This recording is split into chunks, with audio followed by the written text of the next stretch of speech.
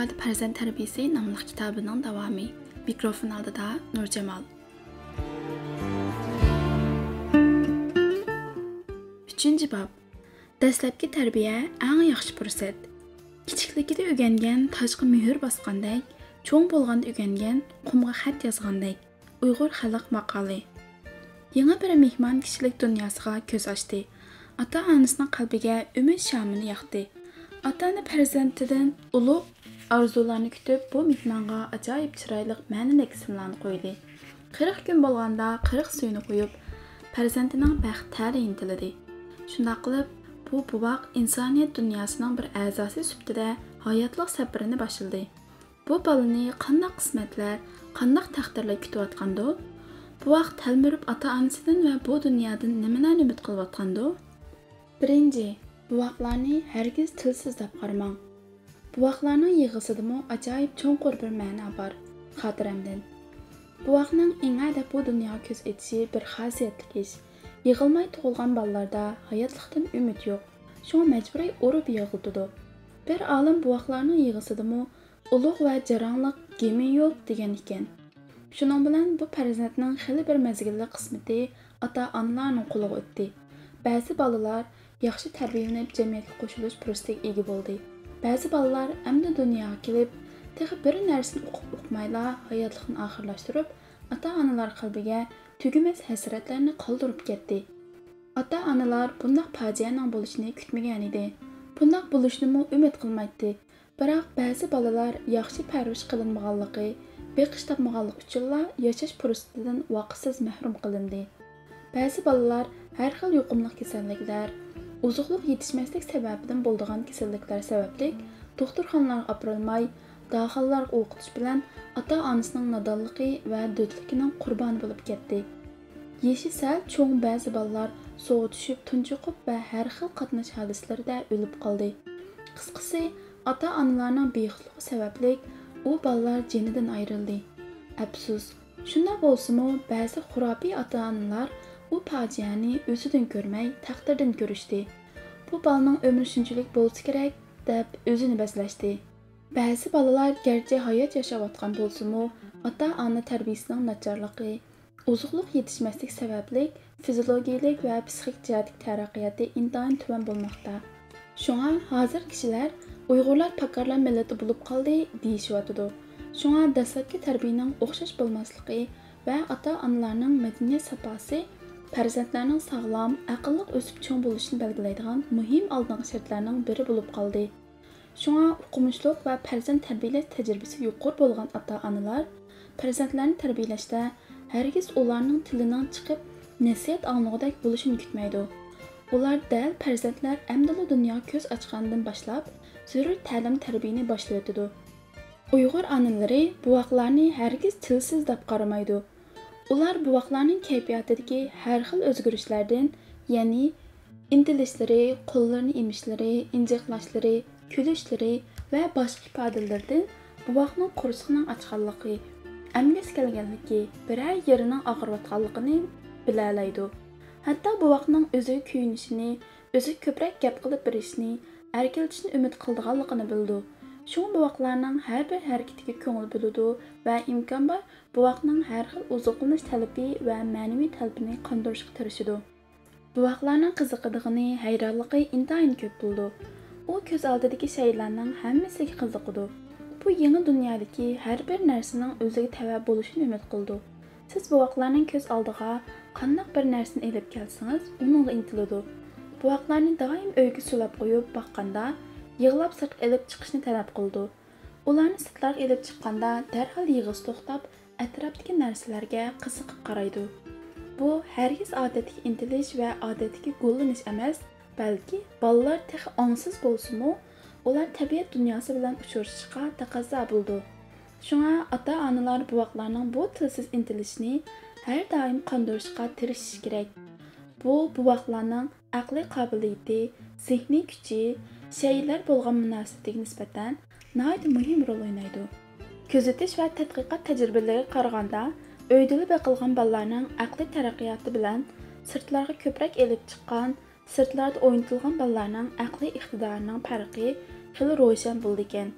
Shundaqla uyda qeri mo'maylar beqib cho'ng qilgan bolalarning aqliy iqtidoridan yaslida cho'ng bo'lgan bolalarning iqtidori yuqori bo'ldi ekan. Buvaqlarning tilining burun chiqishi va keyin chiqishi ham buvaqlarni beqish san'atidagi o'xshmaslik bilan munosabatlik bo'ldi ekan. Uyg'ur onalari amdila tug'ilgan buvaqqa erkiltish yo'li bilan ularni ona tili bilan uchrashish fursatiga ega qildi. Ko'plagan ona buvaqlarni maqtaydi, har xil so'zlar bilan erkiltidi, ham o'zi gap qilib, o'zi javob berish usuli bilan buvaq bilan so'zlashidi. Buvaqlar ozroq uqumi ega bo'lgandan boshlab onaning har bir harakatiga, har bir so'ziga diqqat qiladi va ko'zlari va umoq kulishlari bilan onaga inkos qaytaradi. Ko'proq gap qilib bergan bolalarning tili xil o'ng'ay chiqadi. Ko'p gap qilib bermay, bo'lib qo'ygan, o'ltirg'izib qo'yib ancha kar bo'lmagan bolalarning tili ham oyog'imi keyinroq chiqadi. Shunga Uyg'ur onalarining buvaqlarga to'xtamay gap qilib berganligi, ular bilan fikr va hissiyot almashtirganligi hargizmi tasoddifiy yoki mehr-muhabbatning ifodasi emas, balki bu xil usulning rolining intayin zo'r ekanligini onalar obdan bilganligida. Ba'zi onalar buvaqlardagi ozroq o'zgarishdan bolalarning mijozida qanday o'zgarish bo'layotganligini, ya'ni tomoqning eg'ir kelganligi yoki o'rnining ho'l bo'lib qolganligini bildi-da, darhol uning tadbirini qiladi. Ba'zi tajribasiz onalar bo'lsa, buvaq yig'lasa nima uchun yig'layotganligini uqmay, ochiqlab ketadi va hatto uradi. Buvaqlar garchi tili bilan so'zlashni uqmagan bilan, onalarning kayfiyatidagi har xil o'zgarishlarni nihoyat yaxshi sezalaydi. Ular hatto inchik o'zgarishlarni his qilishga mahir. Ozroq qapoq tursanglar qapoq turadi, tabassum qilsanglar yayrab ketadi va viliqlab kuladi. Xafa bo'lsanglar yig'laydi. Tillash, varqirash va ochiqlash buvaqlarning ruhiga og'ir ta'sir qildi. Ko'p cho'chiydigan, ozroq qattiq tovush anglaslar qo'rqib yig'laydigan bo'lib qoldi. Bu buvaqlarning ota-onalarga bo'lgan "Meni uncha qo'rqitma, ochiqni mendan olma, meningmi dardimga yet" degan inkos emasmi? Buvaqlarning tili chiqishga boshlaganda yana "mamma", "opa", "non" degandek ba'zi bir qism so'zlarni ifodalashga boshlaganda ularga bo'lgan yetaklashni texnik kengaytirish kerak. Ularni "u nima, bu nima, dada-da", "non yeyman-da" va "opamni yaxshi ko'raman-da" degandek usullar bilan yetaklash lozim. Ular to'liq gap qila olmagan bilan bunday oddiy gaplarni ichki tuyg'usi orqali bilalaydi. Shunga diqqat qilish kerakki, hargiz erkiltib yoki bolalarning so'zlarini to'g'ri talaffuz qila olmaydiganligini nazarga olib, "mamma-da", "boyman-da" degandek bolalar tili bilan so'zlamaslik kerak. Uning o'rniga "suda", "boraman-da" deb to'liq talaffuz bilan yetaklash kerak. Undaq bo'lmasa, bolalarning tili xeyli vaqtgacha kamtik bo'lib chiqadi. Ya'ni narsalarning nomini to'liq atay olmaydi. Bu nihoyat diqqat qilishga tegishli muhim masala. Yana biri, buvaqlarni ko'p harakat qilish imkoniyatiga ega qilish kerak.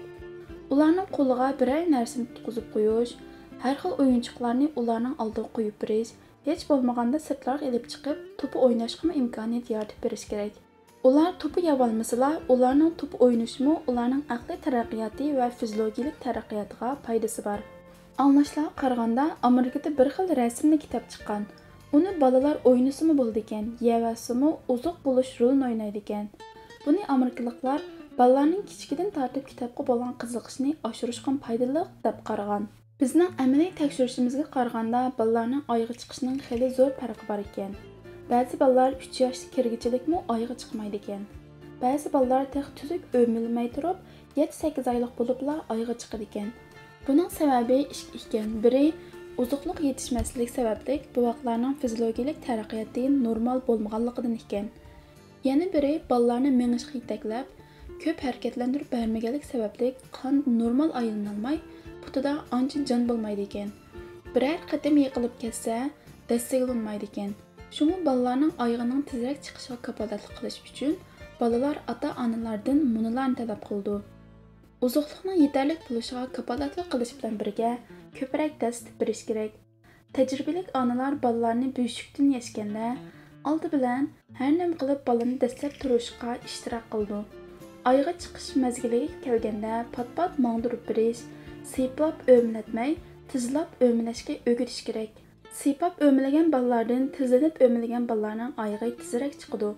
Bundaq ko'p harakat qildirib, baldirroq mengishga Gap qilishga o'gitish yolg'iz bolalarning mengishini o'rganishga berilgan yordam va g'amxo'rlik bo'lib qolmay, balki ularning cho'ng mengisining taraqqiyoti bilan ham zich munosabatlik.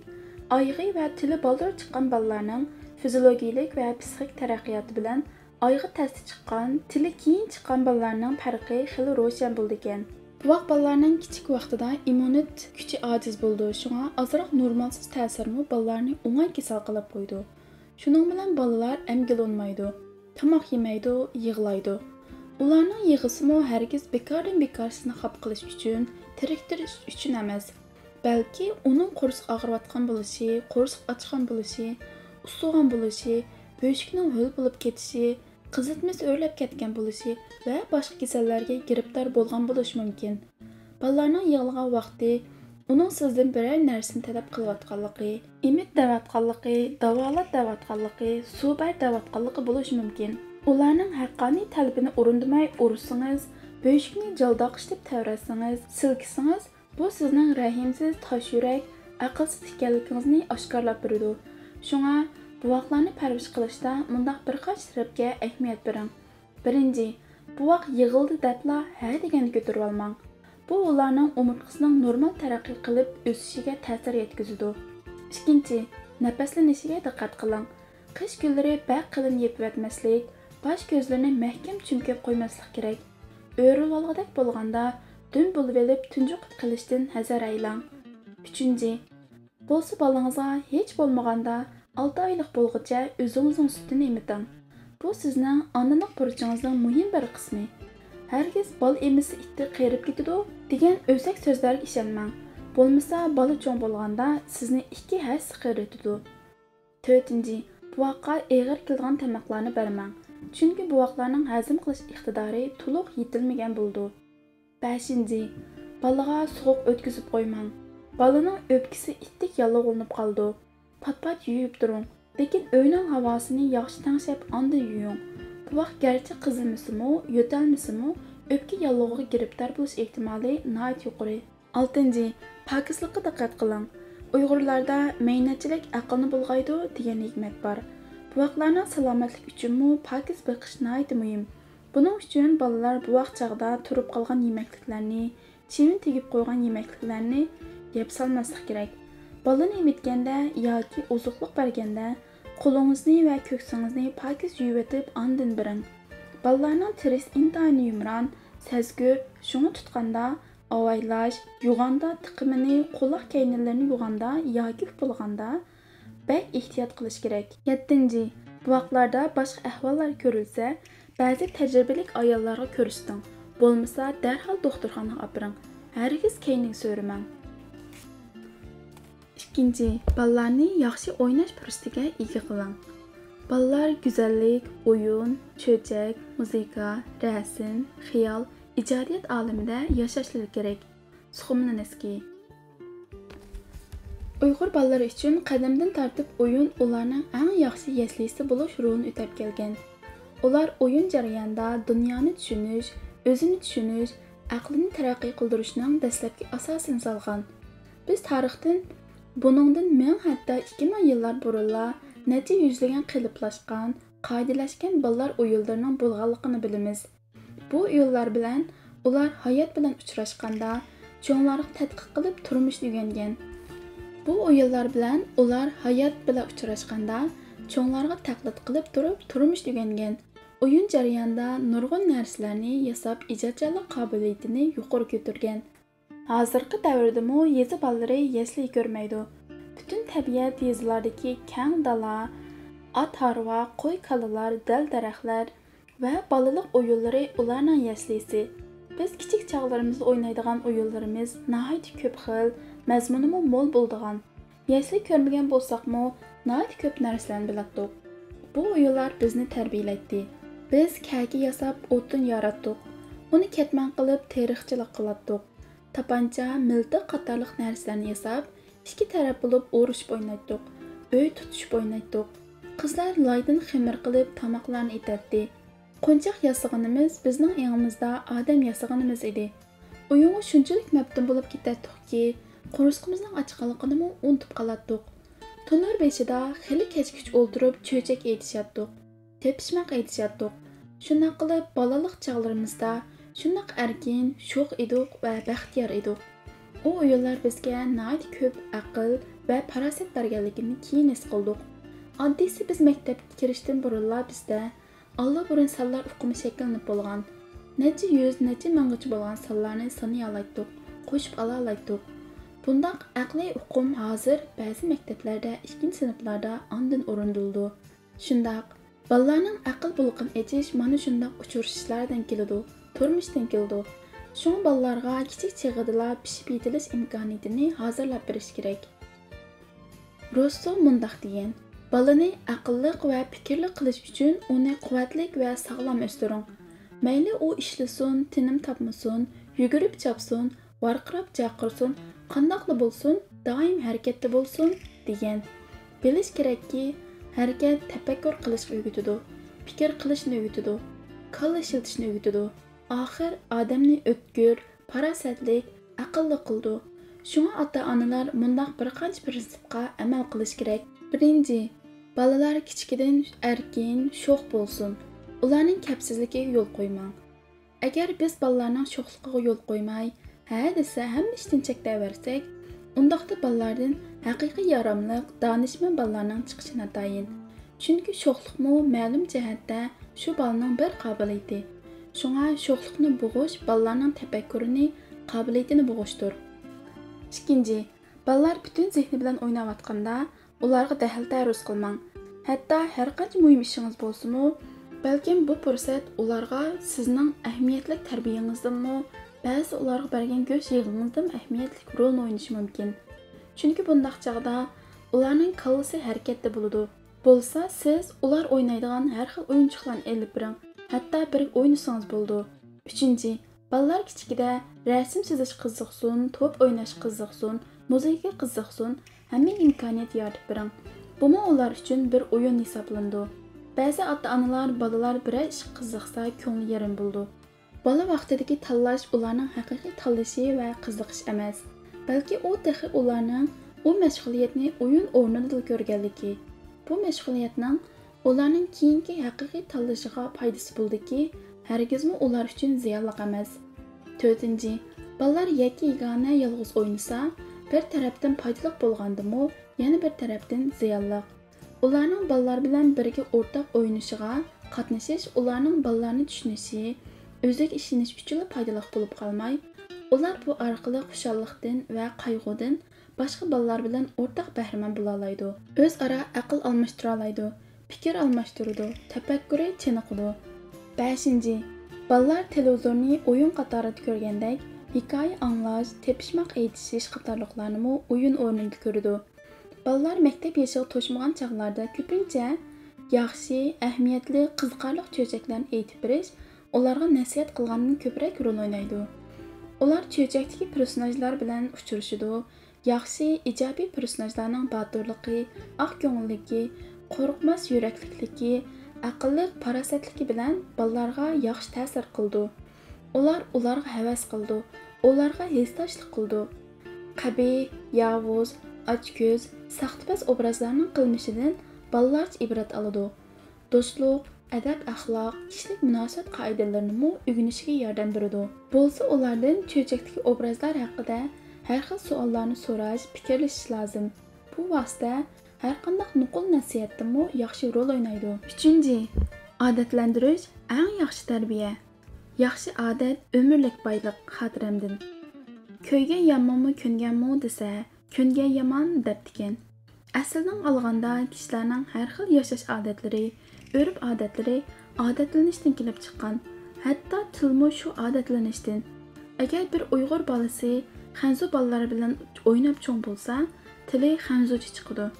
Bir Xanzu bolasi Uyg'ur bolalari bilan o'ynab cho'ng bo'lsa, tili Uyg'urcha chiqadi. Biror hunar o'rgangan odammi nihoyat ko'p mashq qilishi, takrar bir ishni qilish orqali qo'lini ko'ndiradi, ko'zini ko'ndiradi, aqlini, tafakkurini ko'ndiradi. Odamlar o'zi ko'nib qolgan turmush usulidan umr bo'yi ayrila olmaydi. Farzand tarbiyasidami bola kichikidan nimaga, qanday ish odatlantirilsa, u doim u bola uchun kuniga 3 vaqt tomoq yegandekla bir odatga aylanib ketadi.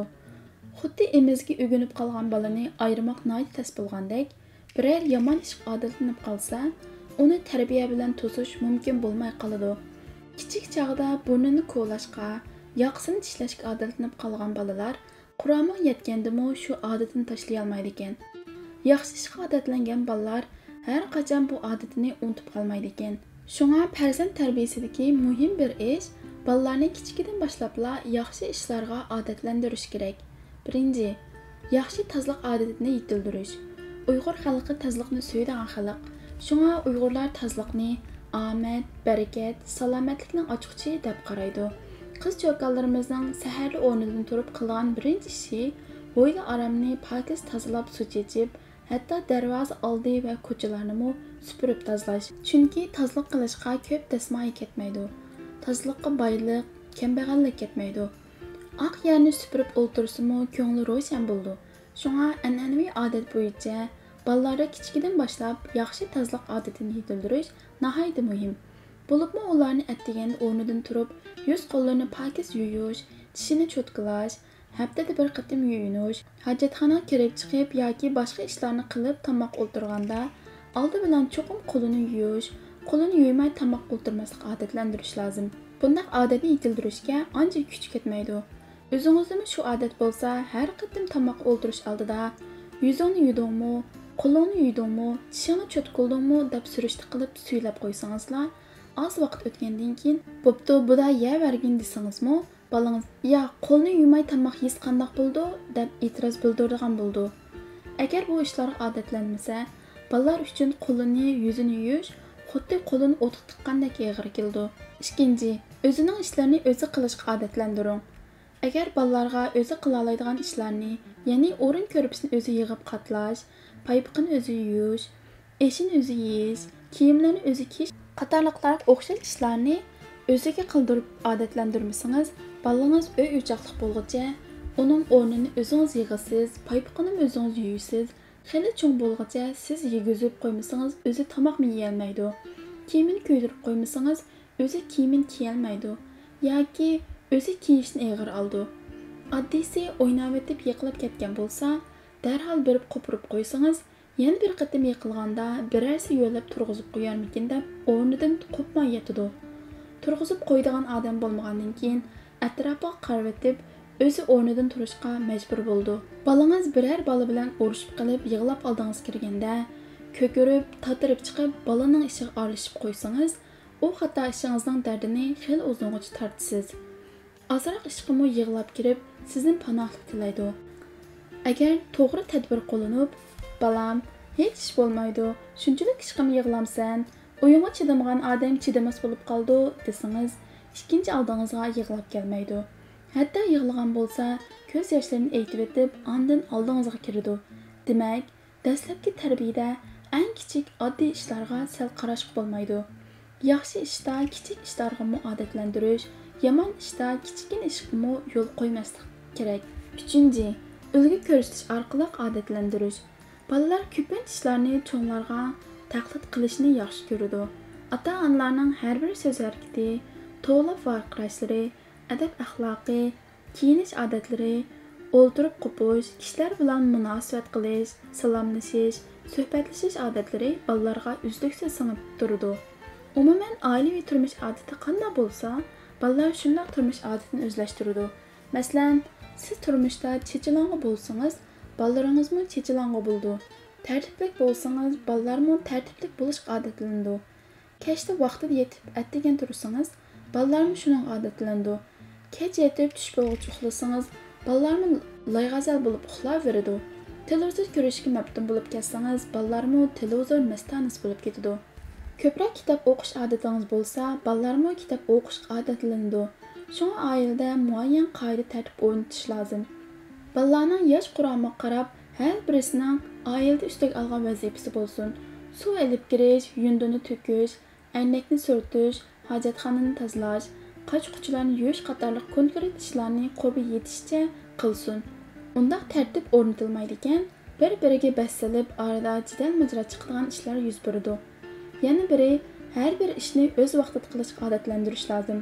Masalan, maktabga o'z vaqtida berish, o'z vaqtida qaytish, Tapşırgan əstayidil və vaxtida orundab bulub andın oynaş, tapşırgan işlarni keyin ətə deməslik, vaxtida qilish qatarlıqlar. 4. İlham beriş adətləndirishning yaxshi usuli. Balalar ko'p ishlarga qiziqadi.